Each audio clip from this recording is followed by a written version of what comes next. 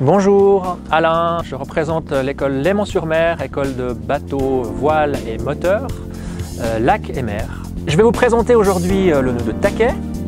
Le nœud de taquet, c'est un nœud d'amarrage, donc dans l'idée de s'amarrer à un quai, à un ponton ou alors à une bouée.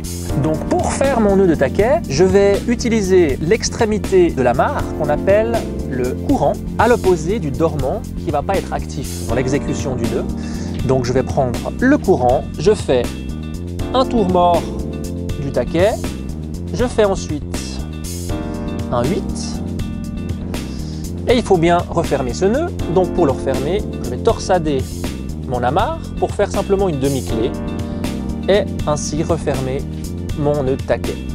Ce nœud peut paraître simple d'un premier abord, mais les élèves ont tendance à faire des petites erreurs qui peuvent avoir une incidence sur le résultat final du nœud. La première erreur, c'est de se munir du dormant pour faire leur nœud et non du courant.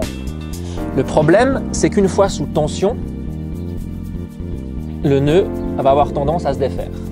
D'où l'importance de faire son nœud en prenant le courant, donc l'extrémité du bout. Et on voit bien que de cette manière, même si la tension est grande sur le dormant, le nœud ne va pas se défaire.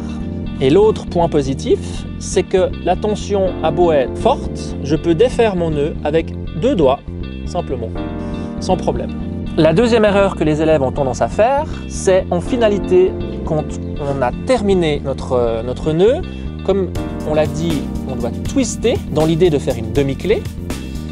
Dans ce sens-là, on voit que le nœud est correct parce que les 2 brins de l'amarre sont parallèles.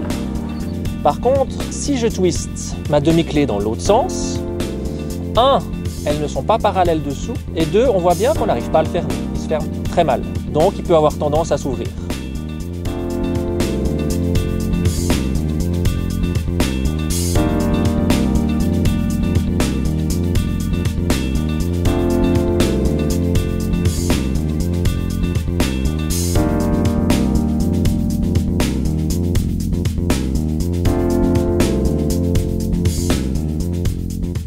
En espérant vous croiser sur le lac, je vous souhaite un bon vent.